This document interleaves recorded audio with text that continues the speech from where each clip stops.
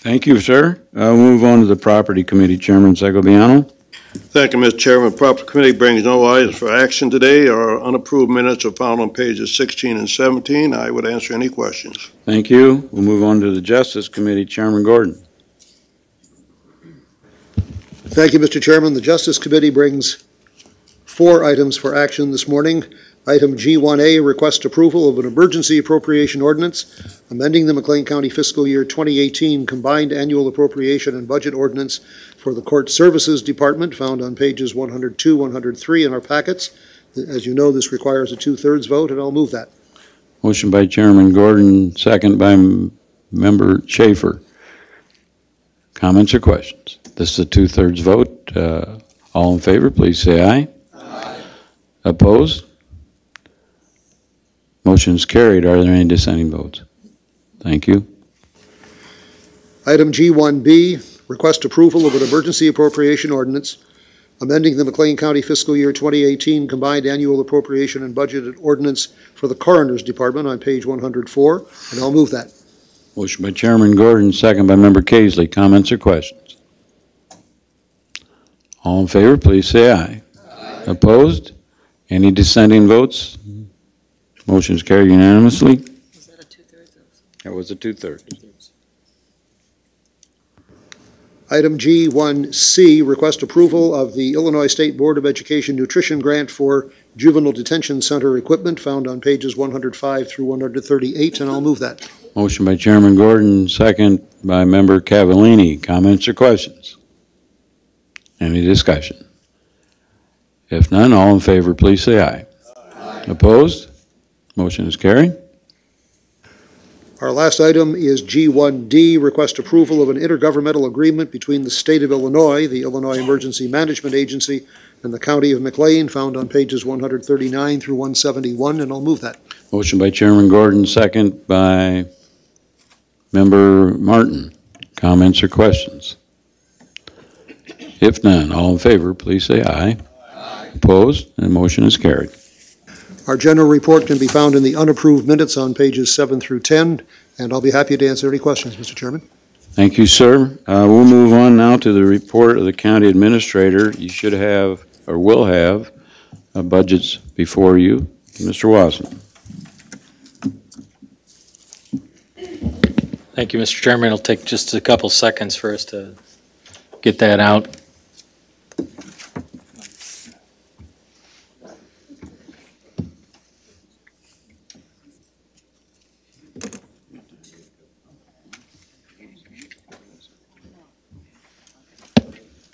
Okay.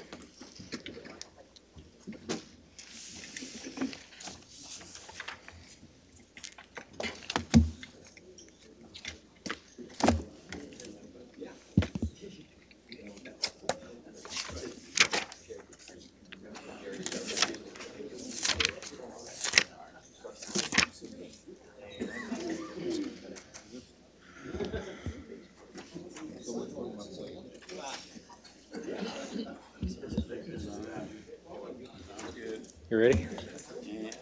They're not quite ready. Okay.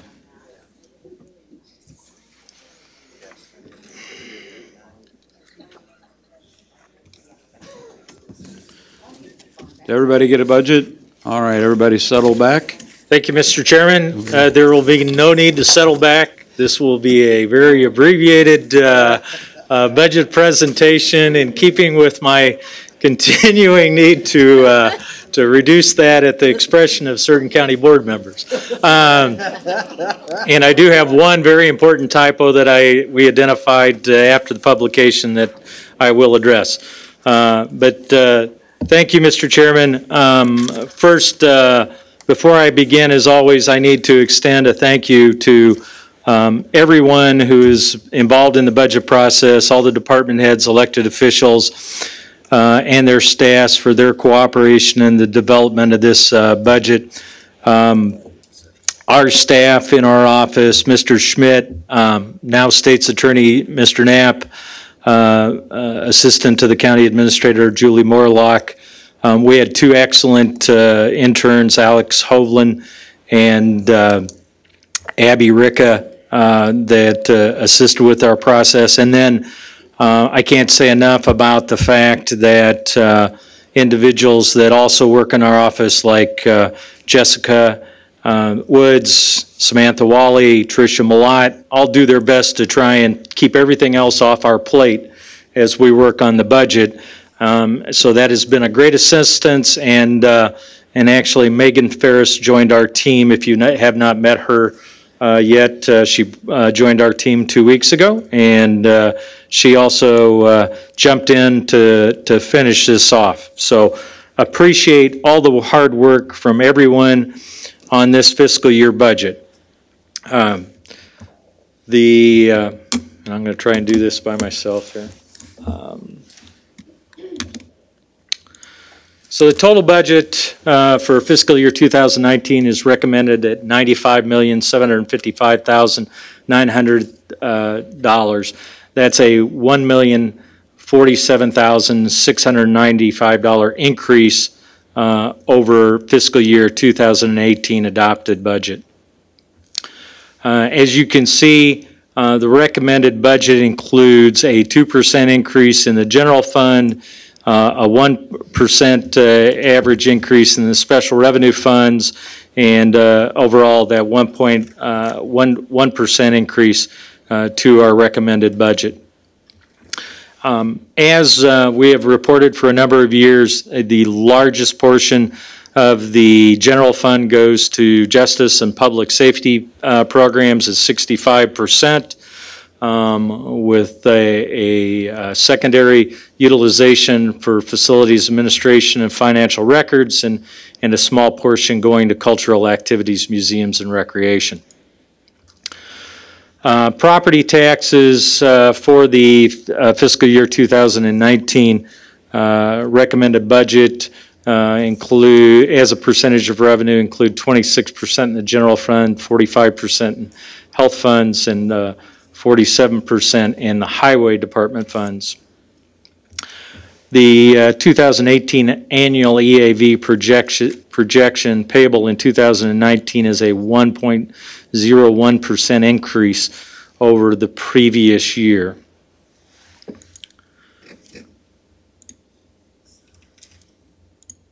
And that leads us to property tax levy. This is the substantial typographic error that's included in your budget on page 2 in the second paragraph. On the far right at the bottom, at least, the tax rate is estimated to be, and that should be 0.91399 and 0.91398 for fiscal year 2018 and 19. So for the 2019 recommended budget, it is 0.91398, and the adopted fiscal year 2018 budget was 0.91399, as it reads in the last 2 lines of that paragraph. So our recommendation is to maintain the tax rate, the overall tax rate, as it has been implemented for the last approximately 3 years, which means that $165,000 fair market value home will continue to pay in a county tax bill approximately $502. From the perspective of sample property tax bill, this brings down slightly, without any adjustments for unknowns from others, at the current tax rates for those other taxing districts. It brings down very slightly the McLean County share, still over 10.5% of the overall tax bill for a property tax owner. The general fund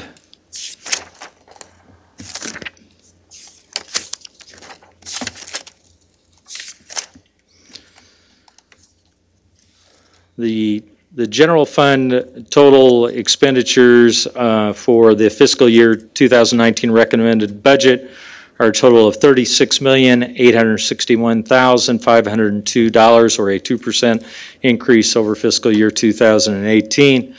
As is consistent over a number of years, the challenges that we are currently experiencing relative to revenue are derived in two areas. One is a continuing decrease in fee revenue.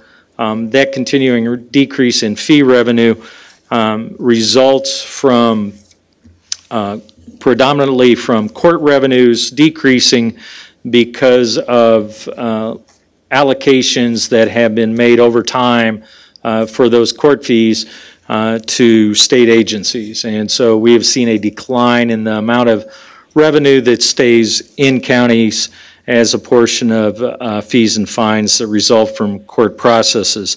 In addition, we have experienced a significant reduction in probation officer salary reimbursement from last year to this year. Over a 2-year period, we've lost nearly $400,000 in probation officer salary reimbursement. I can tell the county board today that while we have been able to maintain current staffing levels through this fiscal year, that unless the Administrative Office of the Illinois Courts returns to a reimbursement level closer to that we have received over the last 3 years, that there will be significant challenges relative to maintaining those staffing levels in the future. Our hope is that, as in the past, the state and the AOIC have seen their way and found a way to increase those reimbursement levels after a short-term decrease. And our hope is that in the next legislative session and through administrative determination that occurs in future years.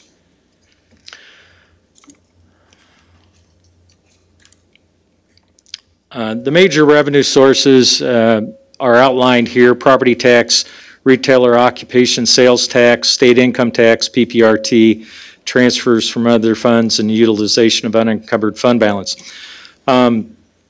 The fiscal news relative to state-directed revenues that we receive, income tax, PPRT, and retailer occupation sales tax reductions due to an administrative surcharge are not as bad in fiscal 19 as we assumed they would be in fiscal year 18. They turned out to be not quite as bad as we had initially projected, still having a negative impact upon the organization, but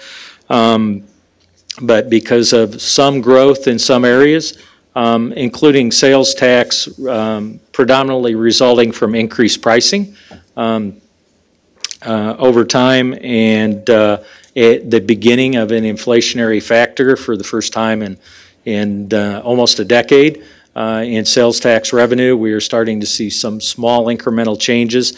We also went through a period of time with retailer occupation sales tax in the unincorporated area, where municipalities, once given the ability to review their detailed sales tax analysis, identified taxpayers that had been annexed, but the municipalities had not reported it appropriately to the state, and the state saw fit to reduce our sales tax income in those unincorporated areas for a period of time, so that they could move those funds to the appropriate recipient. We have concluded that process, so our unincorporated sales tax are increasing now above what they have been for the last couple of years, but that is just the result of us getting the appropriate amount now of unincorporated sales tax. So there have been some slight adjustments to these areas over time. As you can see, unencumbered fund balance is about at what it's been for the last 3 years, very close. And again, I think there are pathways forward with with the possibility of increased valuation based upon some rural development, and also we are obviously hopeful of the success of both Rivian Automotive and Brand Industries, and the bringing of both home buyers and purchasers of goods to our community with those two initiatives in the future.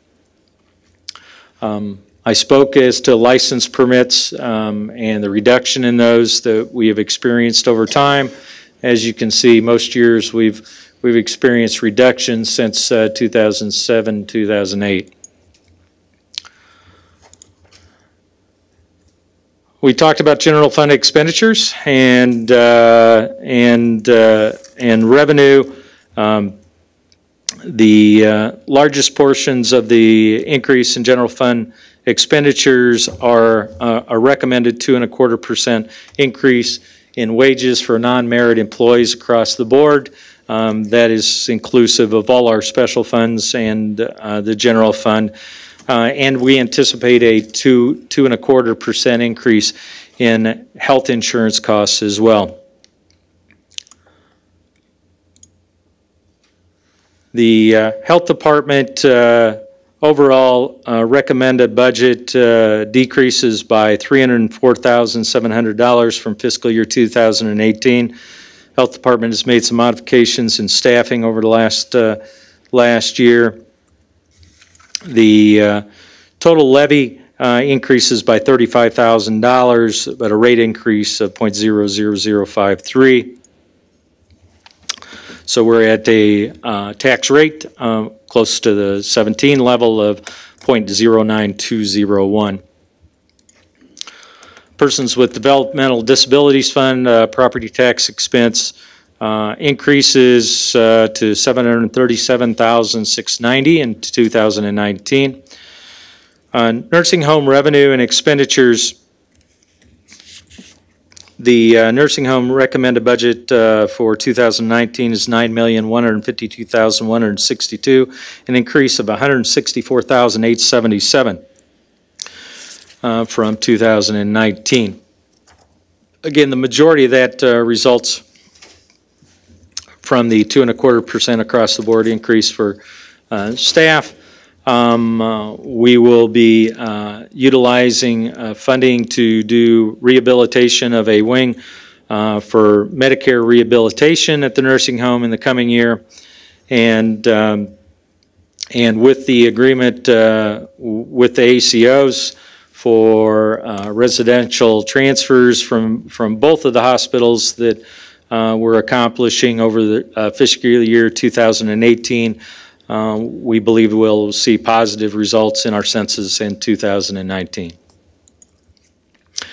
County Highway Funds budget for 2019 is $12,816,248 as compares to $12,548,791 in fiscal year 2018.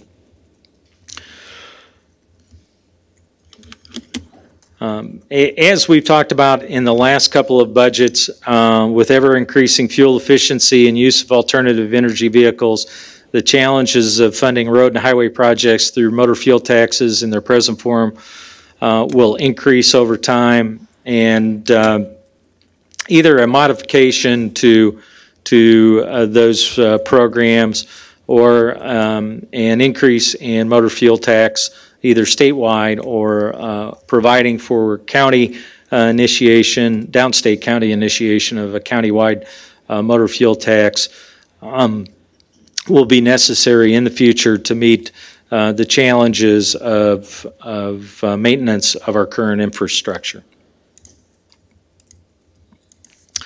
The 2019 fiscal year budget for MECCOM dispatch is $3,152,105. That compares to a 2018 budget of $2,946,419. And as you can see, the continuing increase. The 2019 FTE budget increases all funds budget by approximately 16 positions from 801 in 2018 to 817 in 2019. These increases are itemized and listed in both your FTE sheets and in the text of the recommended budget. I would note that several of these positions are included in grant positions for Veterans Court. We have expanded staffing that is required for the expansion of the Law and Justice Center in 2019, and then I would note that we have also had to add one additional staff member in the county clerk's, in the circuit clerk's office to meet the needs that have been experienced due to the mandate by the courts to initiate electronic civil filing in 2018, and to meet those needs without incurring additional overtime costs in 2019. Personnel costs, as I outlined, we anticipate a 2.25% across the board increase for non-collective bargaining employees.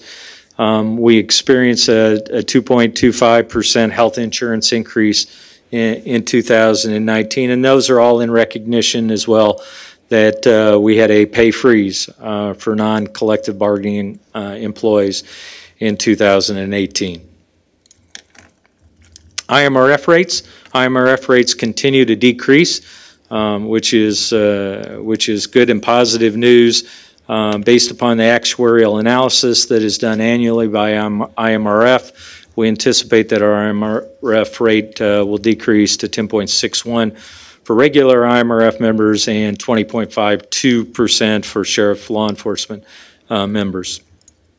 The major 5-year capital non-recurring expense budget includes in 2019 the completion of renovations to the Law and Justice Center. We will be replacing all elevators in the 200 West Front building.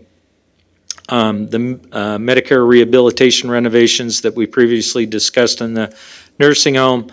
The last timber pile bridge will be replaced in Mclean County in 2019, which I will note when I came to the administrator's office about 11 years ago, that seemed like a project that would never end, and it is now ending. So great news and great work over the years by our highway department, working in cooperation and unison with our townships to accomplish that. And parks, we continue to do interior park road repair for the county park system. Mr. Chairman, I am happy to provide to you and refer to the appropriate county board oversight committees for review and recommendation the fiscal year 2019 recommended budget and the 5-year capital budget. They are laid on the table for public review and comment, and I have nothing further today. Thank you very much, Bill, and to your staff and everyone who worked very hard on this budget again, and the diligence you provided. A special thank you to all of the county department heads for their cooperation, time, efforts, understanding, civility, and for all the people that work in this county for all that you do as well. Appreciate that very much. And we will move on to any other items we have, business and communication.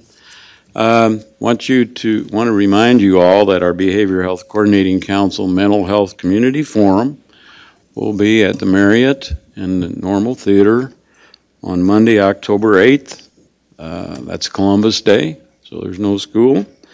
And at this time, I'm going to do my usual ask for all the county board members to come and participate. We're looking for volunteers to introduce. We have many presenters, And I'm hoping that you will all have an opportunity to take some part of the day, find time in your schedules to come out there. We're anticipating a very large turnout, and I'm going to ask you all to be there and volunteer, and if you don't, you'll be talked about for many years to come.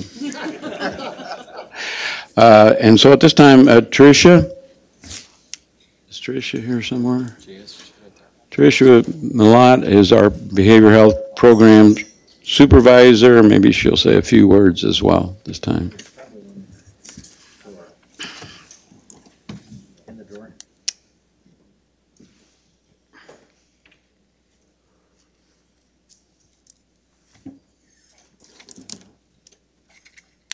Is it on? Okay.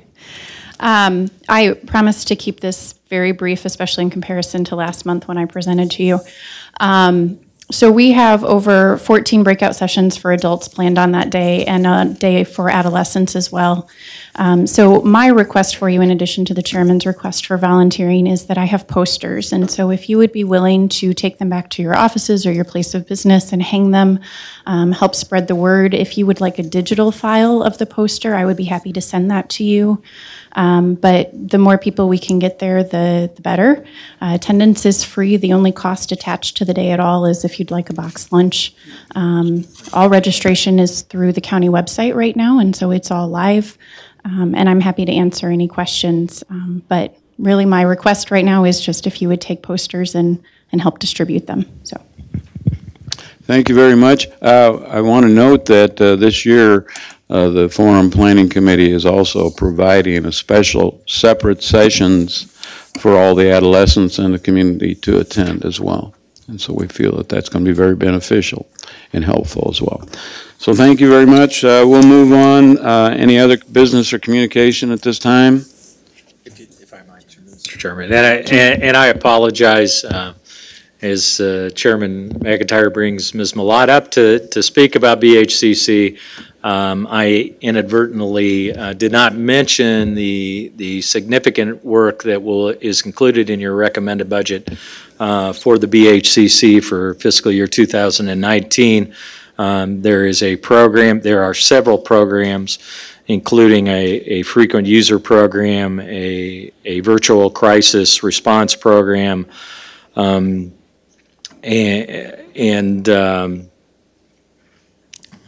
I'm trying to remember another program, and a triage program, thank you, for assisting individuals in the community that are in need of behavioral illness assistance.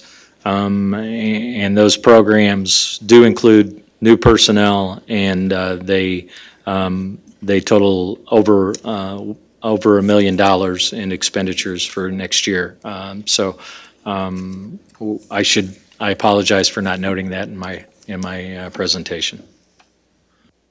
Okay, thank you very much. BHCC does meet quarterly. I hopefully encourage you all to be sure you keep up to speed with what we're doing. We'll try to be sure that you have the minutes after they're approved, and so you can keep up with what we're doing. We are making progress and with our initiative to help with the homeless and with mental health in the community. We have bills to pay in the amount of Member Erickson. Thank you, Mr. Chairman. I just ask people to continue to keep Member Went in their thoughts and prayers. He came very touch and go last week, and he was very serious last week, and so continue to pray for him. And then one last thing, last week I had the opportunity to go to Washington, D.C. and to attend a conference with other Illinois County elected officials. I did so at my cost, but the point I want to make is I got to talk to a lot of county officials from other counties, and they would talk about their problems, and I just thought to myself, I kind of like our problems. So I think that we don't have some of our problems, while we think they're pretty serious. I don't think our problems are as bad as some of the problems that other counties have. So I just want to say that. I just wanted to add that. So thank you. Oh, thank you very much as well. Member Sigley-Allen. Thank you, Mr. Chairman. I just wanted to follow up on what Member Erickson said. I sat here and I thought it was rather unusual to have a budget presented without the words of wisdom of Member George Wendt. And my question was, how is he doing? And so, thank you for answering that. Yeah, we all need to keep George in our prayers, that's for sure. We have, I'm sorry, Member Rankin. Yeah, just one fairly consistent question. For those of us that live in the digital age, will the 400-page pumpkin behemoth be given to us digitally, rather, so I don't have to carry this around? Yes, sir, it will. Awesome, thank you, appreciate it. Thank you. There'll be a link. Yes. Anyone else? We have bills submitted and reviewed and approved by our auditor in the amount of $5,871,470.44. Is there a motion to approve? Motion by Member Casely, second by Member Cavallini. Any comments and questions about the bills? Great. If none, all in favor, please say aye. Aye. Opposed? The motion has carried. If we have no other items this morning, this meeting will be adjourned.